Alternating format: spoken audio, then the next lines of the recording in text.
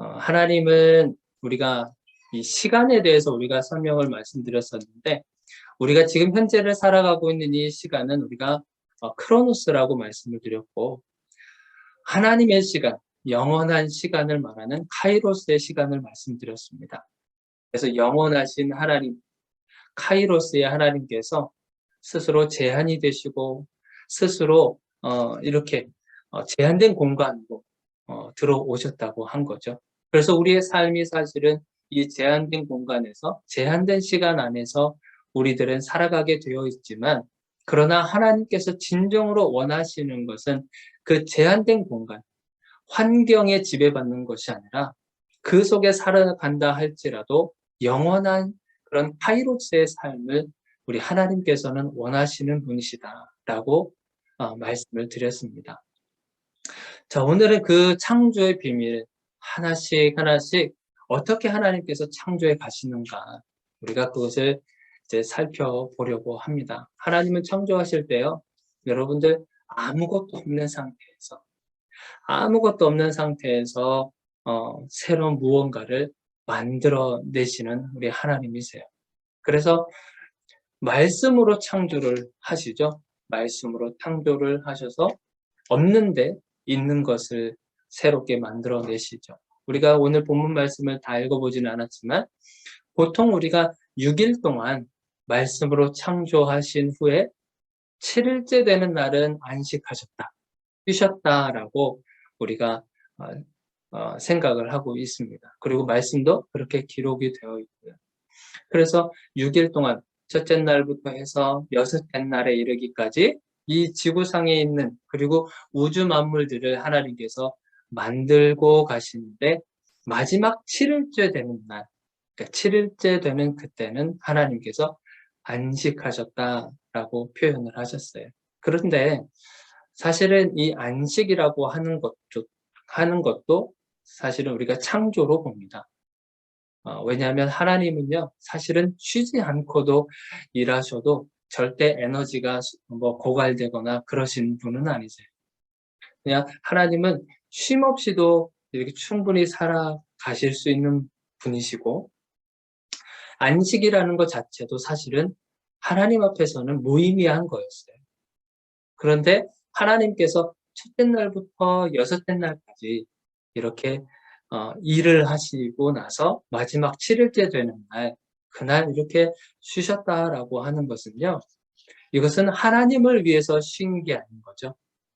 하나님이 힘들어서, 그러니까 6일 동안 열심히 막 노동을 해가지고 이제는 정말 쉬어야 되겠다 해가지고 7일째 되는 날 쉬셨다, 이런 개념이 아닌 거예요. 하나님은 쉬지 않아도 되실 수 있는 분인데, 마지막 7일째 되는 날은 쉬셨다라고 하는 것은요, 하나님을 위해서 쉰 것이 아니라 우리 인간을 위해서 쉬신 거예요.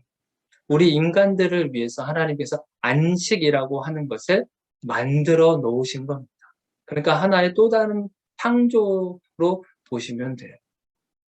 그래서 마가복음 2장 27절에 보니까요, 뭐라고 되어 있냐면, 제가 읽어드릴게요. 마가복음 2장 27절에 안식일이 사람을 위하여 있는 것이요, 사람이 안식일을 위하여 있는 것이 아니다라고 하신 거예요.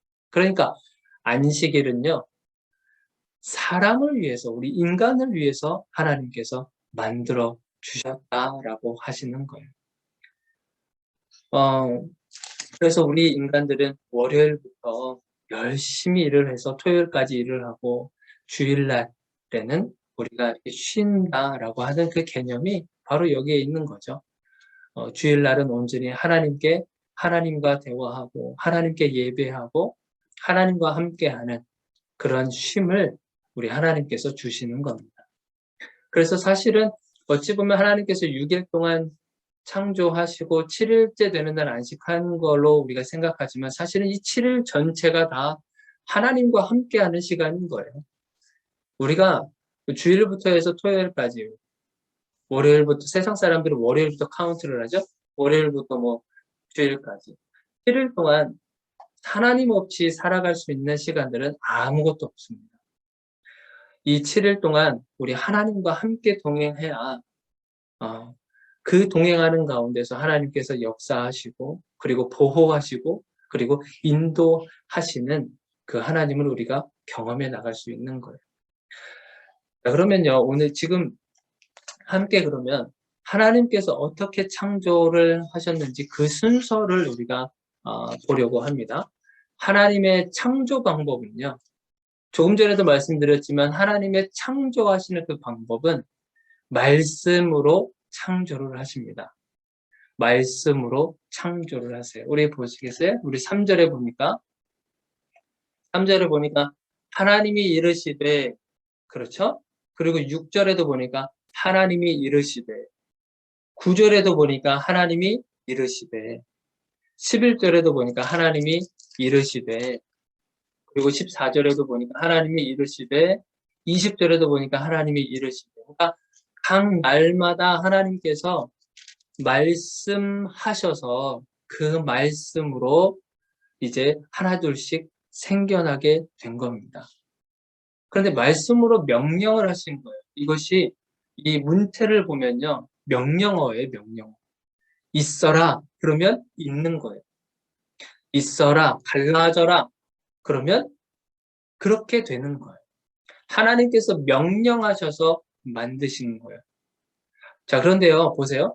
명령을 하셨는데 그 명령을 받은 그 상대가 만약에 그 명령에 순종하지 않게 되면 이것은 완전하지가 않게 되는 거죠. 그리고 완전하지 않을 뿐만 아니라 그냥 혼돈하고 정말 무질서한 그 상태가 계속되는 거예요. 그런데 하나님께서 말씀으로 명령을 하시고 그 명령에 순종함이 있었을 때 완전해지는 거예요. 완전해지는 거예요. 그러니까 하나님께서 명령하셔서 빛이 있어라. 그러면 빛이 나야 되는 거예요. 근데 빛이 안 나타나면 이건 이제 무질서한 상태로 계속되는 거죠. 그래서 하나님은 창조하시는 방법이 말씀으로 명령하셔서 만드셨다라고 하는 겁니다. 첫째 날에 무엇을 만드셨을까요? 우리 첫째 날 3절에 보니까 첫째 날에는요. 빛이 있으라 하셨어요. 빛이 있으라 하시니 빛이 어떻게 돼요? 있었고 빛이 있으라 하니까 빛이 있었다라고 말씀하시는 거예요. 빛을 만드셔서 빛과 어두움을 하나님께서 첫째 날 만드신 거예요.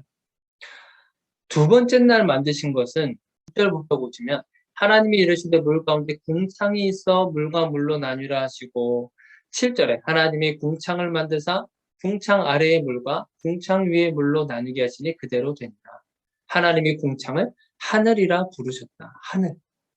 그러니까 하나님께서 첫째 날 빛을 만들고 어두움이 생기고 그리고 둘째 날에는 하늘을 만드셨어요. 하늘. 자, 이것도 물론 말씀으로 창조하신 거죠. 둘째 날에는 하늘을 만드셨어요. 셋째 날에는 땅과 그리고 바다를 만드셨어요. 땅과 바다를 만드시고 그 땅에서 살 수 있는 식물들 그리고 나무들 그리고 채소들을 하나님께서 셋째 날 만드셨습니다. 자, 그리고 넷째 날에는 뭘 만드셨냐면 광명체를 만드셨어요. 광명체. 그리고 해, 달, 별들을 이 넷째 날에 만드신 겁니다. 다 뭘로 만들었어요? 말씀으로 명령하셔서 만드신 거예요. 다섯째 날에는 새, 그리고 바다 생물들, 그리고 물에 사는 생물들을 하나님께서 다섯째 날 만드시고, 여섯째 날 되었었을 때 가축과 그리고 땅의 동물들, 그리고 인간들을 하나님께서 여섯째 날 만드셨어요. 그러니까 다 뭘로 만들었다고요? 하나님께서는 명령하시기만 하면 그대로 되는 거예요. 말씀만 하시면 그대로 되는 거예요. 하나님께서 만드시는 것을 보니까 셋째 날 우리가 한번 좀 보려고 하는 거는요. 셋째 날과 여섯째 날 우리가 이것을 보면서 우리가 왜 이 창조에 대해서 우리가 왜 이렇게 집중을 해야 되고 그리고 중요하게 생각해야 되는가. 우리가 이 세상에 살아가면서 그동안에 배우고 지식으로 알았던 거, 영상을 통해서 배웠었던 거, 어떤 누군가의 전문가를 통해서 배워왔었던 것들이 대부분 이 성경 말씀과 조금 반대되는 개념으로 우리들을 가르치고 했었기 때문에 우리가 혼란이 찾아오고 하는 거거든요. 우리가 셋째 날, 하나님께서 셋째 날 만드신 것은 땅과 그리고 바다와 그리고 그 땅에 살게 되는 식물 그리고 나무들과 채소를 만들었다고 했어요. 땅은 풀과 씨 맺는 채소와 각기 종류대로 씨 가진 열매를 맺는 나무를 내라 하시니 그대로 됐다고 했어요. 그리고 땅은 풀과 각기 종류대로 씨 맺는 채소와 각기 종류대로 씨 가진 열매 맺는 나무를 내니 하나님이 보시기에 좋았더라. 종류대로 만드셨다고 했어요. 종류대로. 하나님께서 종류대로 만드셨다고 했어요. 그러니까 어떤 사과나무는 사과나무, 배나무, 감나무 이런 식으로 그 종류대로 다 만드셨다고 그런 거예요. 그리고 동물들도 마찬가지입니다. 여섯째 날 하나님께서 동물들을 만드실 때도 그 종류대로 하나님께서 창조하시고 만드셨다고 우리들에게 설명해 주고 계세요. 종류대로. 그러니까요. 여러분들 포유류는 포유류대로 하나님께서 만드셨고요. 파충류는 파충류대로 만드셨어요. 오류도 마찬가지고요. 양서류도 마찬가지고 이런 종류대로 하나님께서 다 만드셨다고 하는 겁니다. 그런데 우리가 지금 부딪히는 게 뭐죠? 진화잖아요. 진화론. 창조와 진화론 사이에서 우리가 지금 약간 부딪히고 충돌하고 있는 이유가 바로 우리가 배워왔던 것들은 진화에 가깝기 때문에 우리가 이 성경 말씀과 이렇게 충돌을 일으키게 되는 거거든요.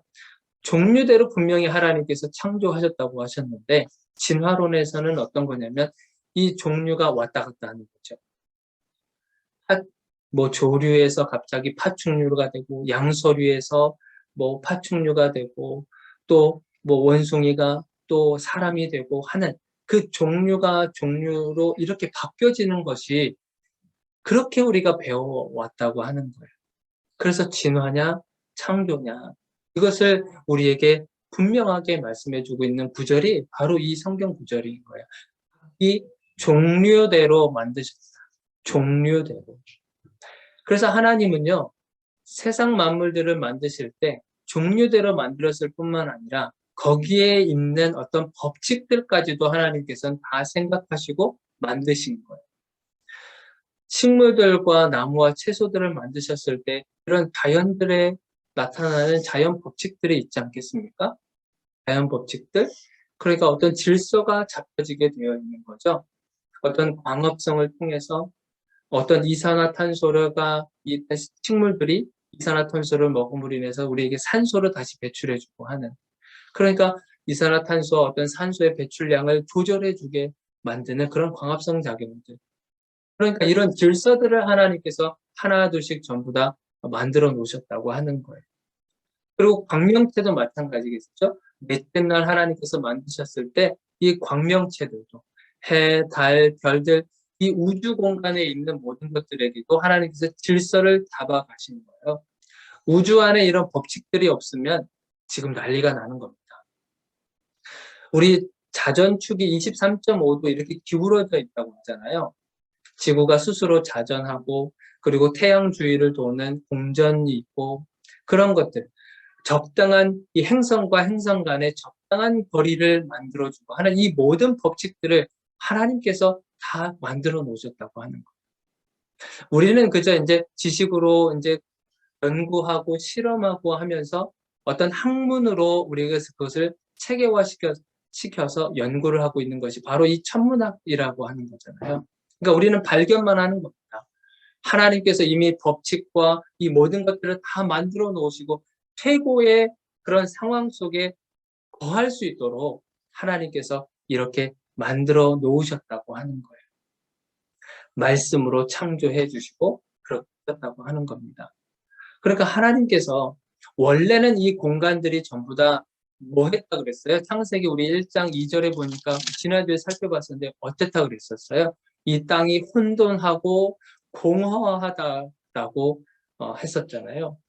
하나님께서 개입하지 않는 그 순간에 하나님께서 말씀으로 들어오지 않는 그 순간에는요. 모든 세상들이 전부 다 공허하고 그리고 무질서한 상태, 혼란이 가득한 상태였었다고 하는 거예요. 그런데 하나님께서 말씀으로 창조하시면서 공허하고 혼란스럽고 무질서한 세계가 점점 어떻게 되어져 가고 있어요? 질서가 잡혀져 가고 있는 거예요. 질서가 잡혀져. 하나님께서 말씀으로 임하실 때, 하나님께서 말씀으로 임하실 때, 이 무질서한 공간과 환경은요, 다시 이제 변화가 일어나는 겁니다. 질서가 잡혀지고 짜임새 있는 구성이 되어지고 하는 그것이 바로 하나님께서 이 땅에 말씀으로 임하시는 그 이유인 것입니다.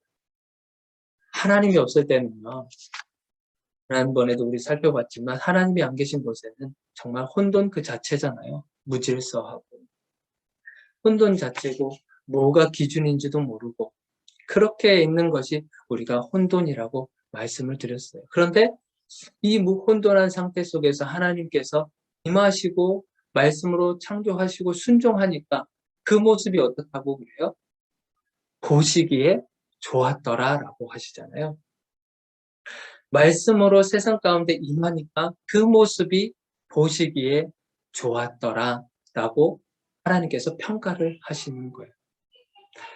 그러니까 말씀이신 우리 하나님께서 우리 이 공간에 찾아오시고 우리 개개인에게 주님께서 찾아오신 거예요.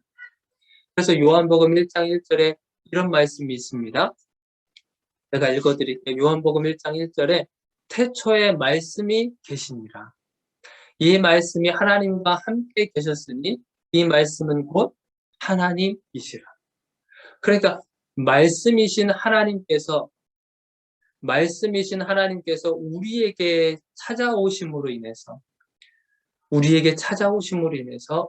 혼돈스럽고 아무것도 기준이 잡혀 있지 않는 우리들의 이 세상을 하나님께서 기준을 잡아 가신다고 하는 것이. 이게 정말 가장 큰 이유인 거죠.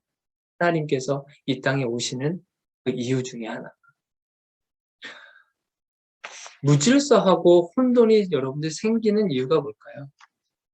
우리 삶에 있어서 왜 우리가 질서 없이 살아가게 되고 왜 우리가 혼돈하게 되는 걸까? 그것이 첫 번째 이유가 그런 거죠. 기준이 없기 때문에.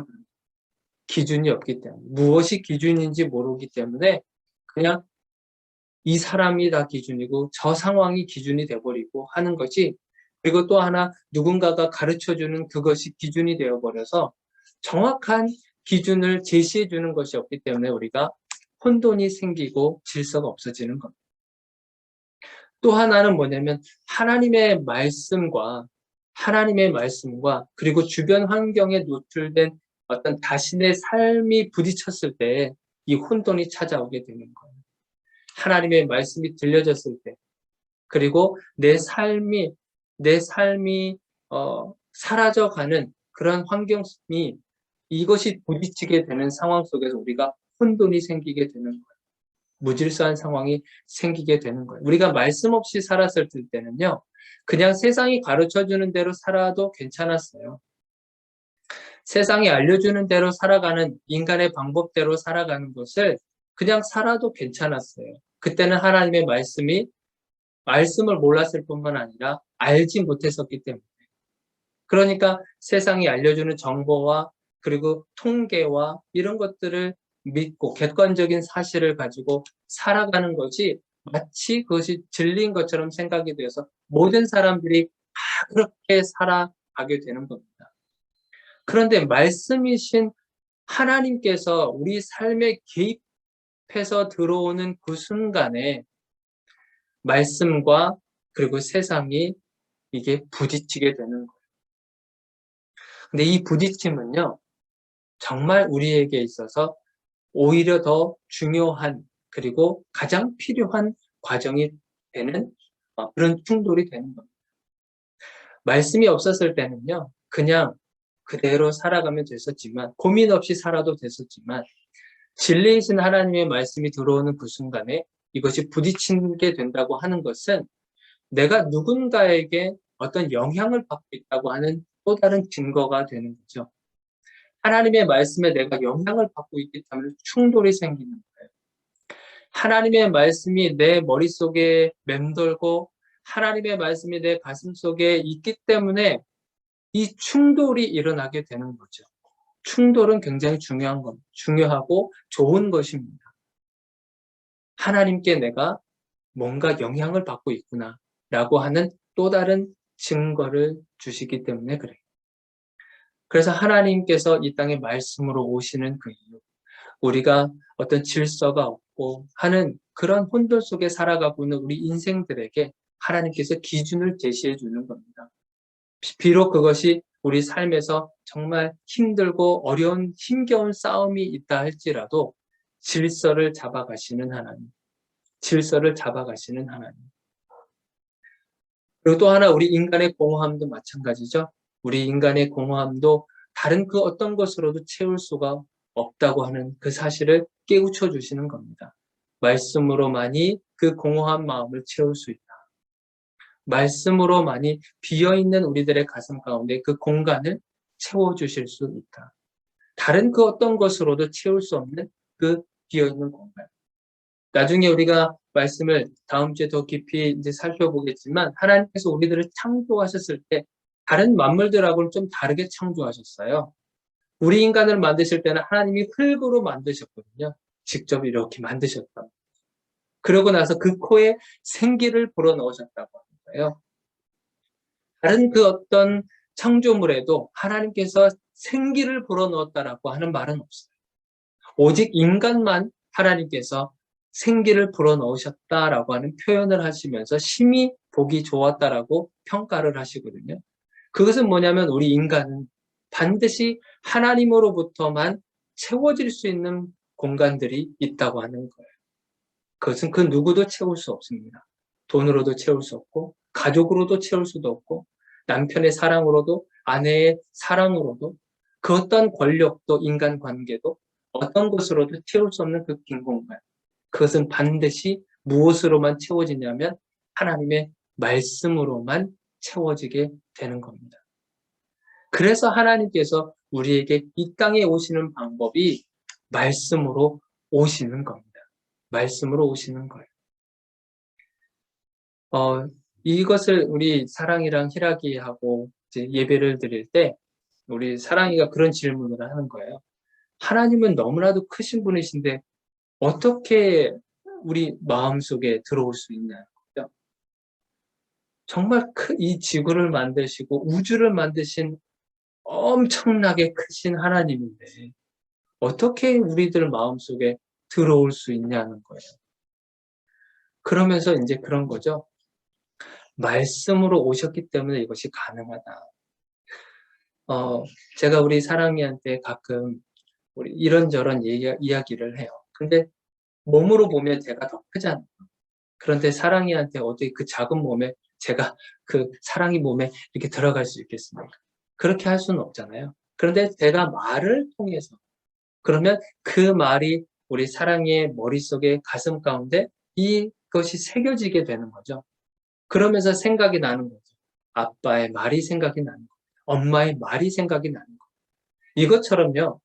하나님께서 말씀으로 오시는 것이 우리에게는 너무나도 큰 축복이고 그리고 그렇게 오셨기 때문에 우리가 날마다 하나님 말씀을 묵상할 수 있고 거대하신 하나님을 생각할 수 있는 거죠. 말씀으로 우리들의 삶에 찾아오신 겁니다. 여러분들의 삶에 뒤흔들려져 있고 그리고 뭔가 이렇게 어지러져 있고 뭔가 풀려지지 않는 그런 인생 속에 하나님께서 말씀으로 오신 겁니다. 그 오신 목적은요.